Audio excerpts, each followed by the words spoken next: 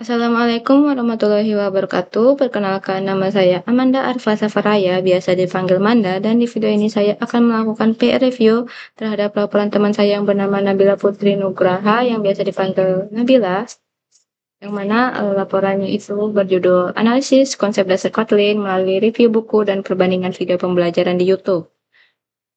Jadi di video review ini saya akan menilai laporannya dari berbagai aspek, seperti dari struktur penulisannya, kejelasan penyampaiannya, kelengkapan isinya, keterbacaannya, hingga kedalaman analisis yang disajikan oleh penulis.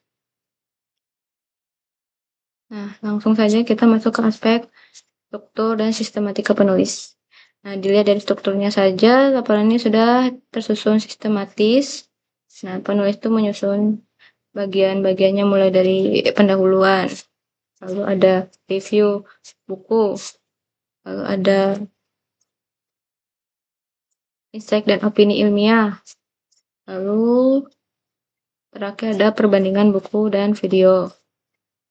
Nah, urutan ini tuh sudah sesuai dengan alurnya yang logis, dimulai dari pemahaman materi yang ada di bagian review buku tadi, kemudian ada refleksi di bagian insight dan opini ilmiah tadi, dan diakhiri dengan analisis perbandingan ini gitu. Nah, hal ini pun memudahkan pembaca dalam mengikuti alur pembahasan secara bertahap. Lanjut ke aspek berikutnya, yaitu kejelasan penyampaian. Nah, dari sisi kejelasan di laporan ini itu sudah mampu menyampaikan isi laporannya dengan bahasa yang mudah dipahami, apalagi terutama di bagian review buku. Nah, kalimat yang digunakan tuh relatif sederhana, tidak menyulitkan membaca, penjelasan setiap bagiannya cukup runtut, sesuai konteks materi. Lanjut ke aspek kelengkapan isi. Nah, terlihat terutama di review buku ini, itu sudah mencakup poin-poin utama dari materi Kotlin. Lalu juga dilengkapi dengan insight dan opini ilmiah penulis tadi,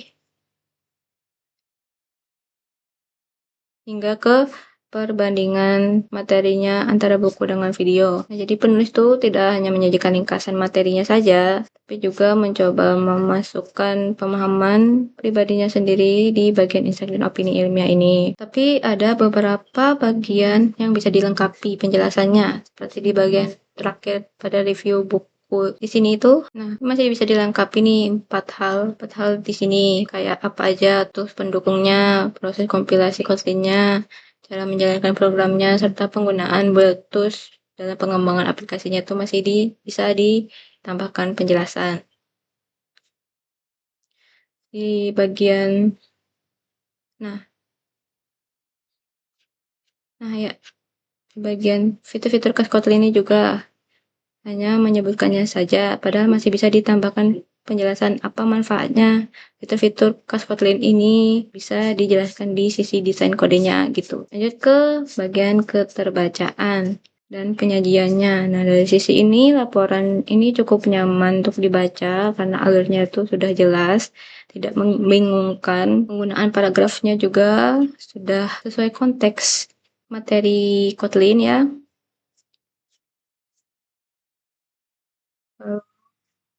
Tadi ada juga ditambahkan tabel di perbandingan, bagian perbandingan. Nah, ini merupakan nilai tambah karena memudahkan keterbacaan dan visualisasi informasinya.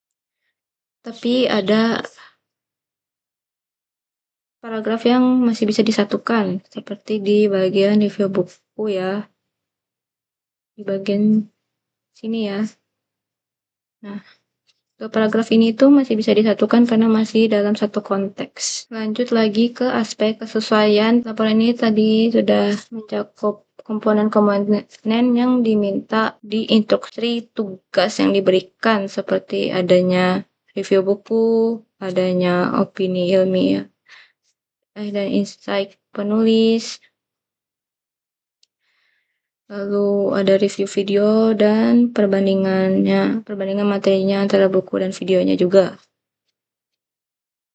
Lalu lanjut ke aspek kedalaman analisis. Nah, laporan ini itu sudah menunjukkan adanya upaya berpikir kritis oleh penulis, terutama pada bagian insight dan opini ilmiah ini. Karena di sini penulis mampu memberikan pendapat pribadinya, hasil interpretasinya yang menyertakan implikasi nyatanya juga dari materi Kotlin ini, sampai menarik kesimpulan juga mengenai posisi Kotlin yang merupakan bahasa pemrograman yang modern, yang mengatasi kekurangan-kekurangan bahasa pemrograman sebelum-sebelumnya. Tapi masih bisa didalami lagi analisisnya di bagian perbandingan ini, karena di bagian perbandingan ini lebih ke perbandingan cara menyampaikan materinya. Kalau misal di perbandingan bukunya itu penjelasannya tuh lebih mendalam, tapi cuman menyebutkan apa saja yang dijelaskan di buku gitu.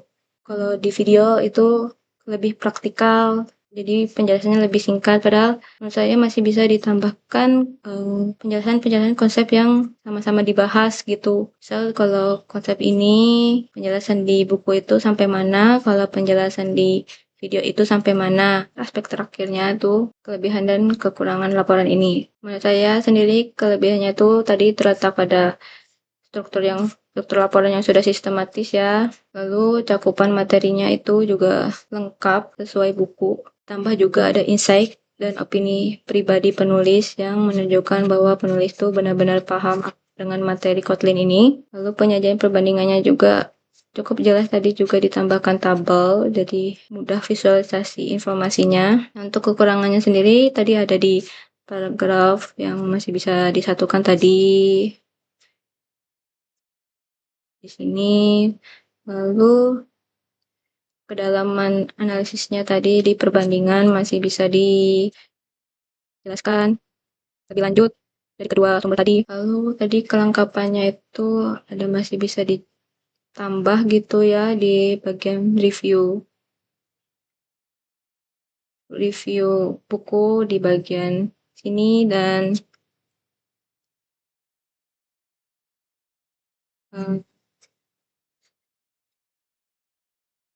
sini ya.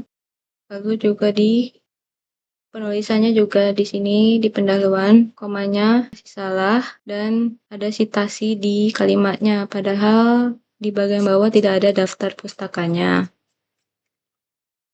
Nah, jadi menurut saya tidak perlu ada sitasi di kalimat-kalimatnya tadi di pendahuluan. Nah, mungkin itu saja review laporan teman dari saya. Semoga saja penilaian dari saya ini dapat membantu perkembangan laporan ke depannya. Terima kasih sudah menonton.